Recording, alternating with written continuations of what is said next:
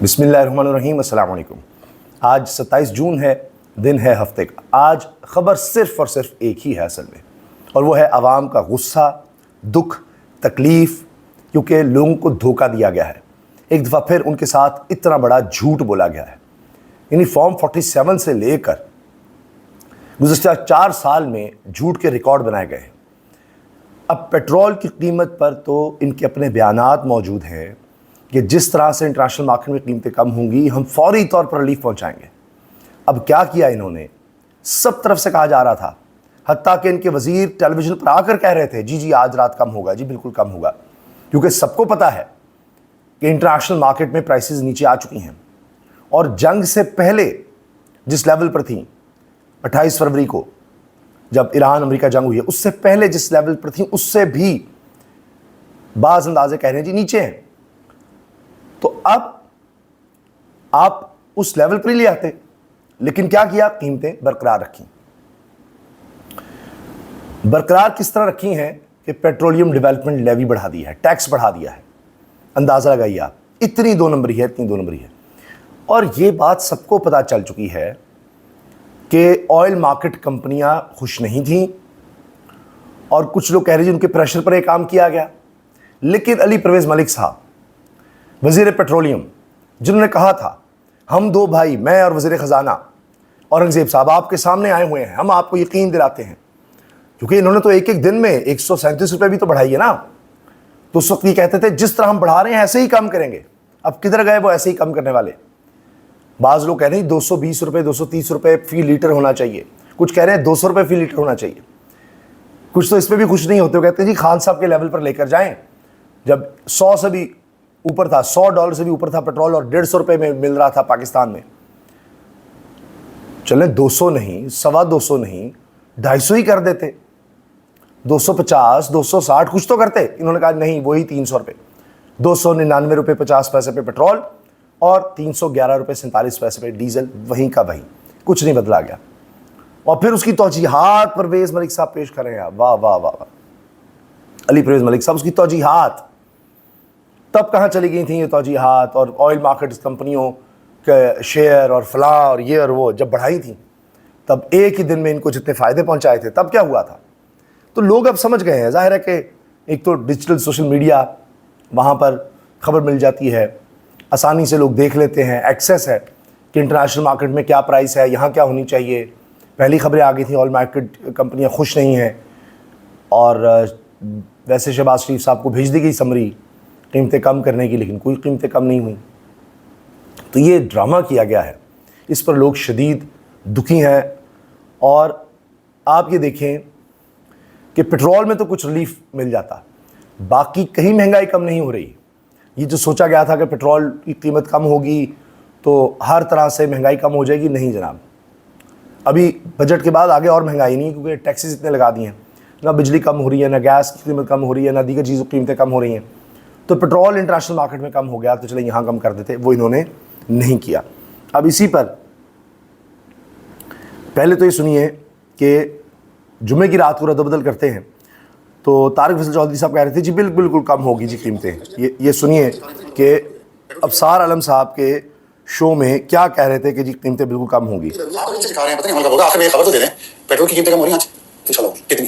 میں پیٹرول کی قیمتوں میں نہیں ہوں تھوڑا سا، لیکن میں ہوتی ہے آپ کی طرح میری خواہش بھی ہے اور خبر بھی ہے کہ انشاءاللہ کم ہوں گی، کم ہوں گی، زیادہ کم ہوں گی۔ دیکھیے پرائم منسٹر پاکستان کی شدید اس کی خبر یہ ہے کہ کم ہوں گی، جو ہے خواہش بھی ہے اور ہدایت ہے پیٹرولیم منسٹری کو کہ میکسیمم ریلیف جو بین الاقوامی مارکیٹ میں آ رہا ہے ڈائریکٹ ٹرانسفر کرے عوام کو، اور وہ ہماری جو انٹرنل میٹنگز ہوتی ہیں پرائم منسٹر آفس میں، یقین کریں افسر صاحب، شہباز شریف صاحب کہتے ہیں کہ 1 روپیہ بھی گورنمنٹ مستفید نہیں ہوگی، جتنی کمی ہوگی انٹرنیشنل مارکیٹ میں عوام کو جائے گی۔ تھوڑا سا اندازہ جی اچھا۔ اب لوگ میمز بنا رہے ہیں اس پر کہ جی کوئی اندازہ زیادہ کم ہوں گی، کہتے کم ہوں گی، بس کوئی کم نہیں ہوئی۔ 1 روپے کا بھی فائدہ ہے تو وہ لوگوں کو پہنچائیں گے۔ بھائی آپ نے تو بڑھا دیے قیمتیں، آپ کا اپنا چینل جیو بھی یہ رپورٹ کر رہا ہے، جنگ میں خبر لگی ہوئی ہے، ان کی ویب سائٹ پہ موجود ہے کہ پیٹرولیم ڈیولپمنٹ لیوی بڑھا دیا ہے، عوام کو کیا ریلیف دینا تھا، وہاں سے پورا کر رہے ہیں کام۔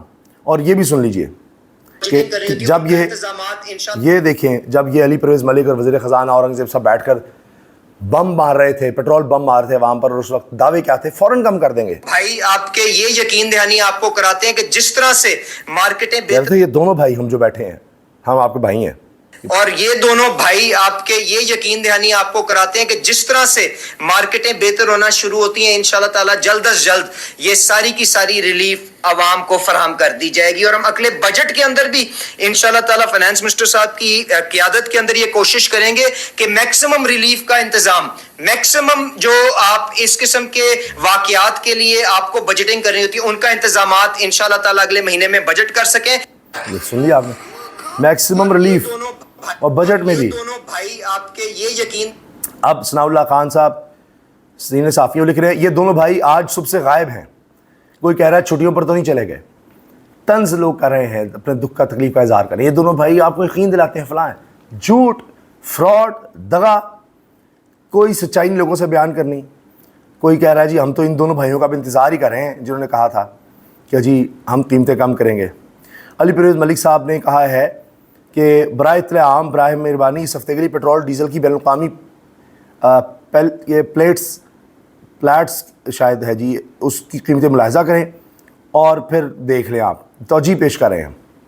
اس پر فہیم اختر ملک صحافی ہیں, وہ لکھتے ہیں جی جب آپ نے 150 روپے والا لیٹر پیٹرول اور ڈیزل 400 روپے سے زیادہ کیا, اس وقت آپ کو کوئی خیال نہیں تھا. اب پیٹرول 200 روپے سے زیادہ نہیں ہونا چاہیے لیکن آپ 300 روپے پر بیچ رہے ہیں. تو صحافی جو ہیں وہ اویئر ہوتے ہیں, وہ اب اس طرح کی باتیں کر رہے ہیں.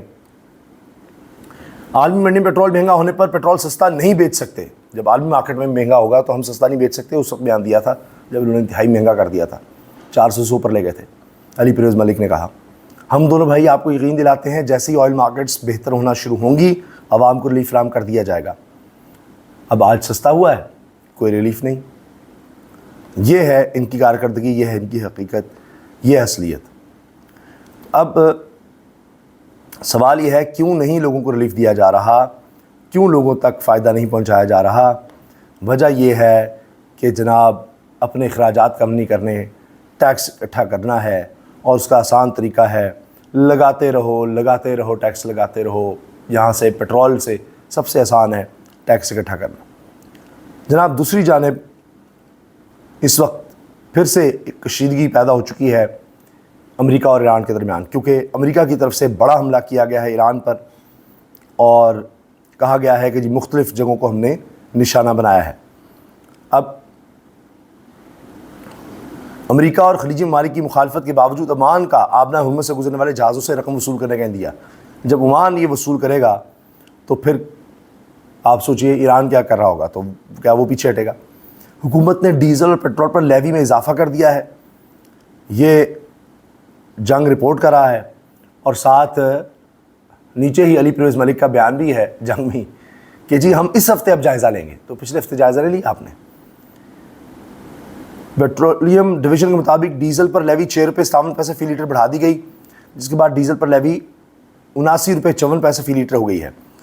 پیٹرول پر لیوی 39 پیسے فی لیٹر اضافہ کیا, جس سے پیٹرول پر لیوی بڑھ کر 66 روپے 64 پیسے لیٹر ہو گئی ہے.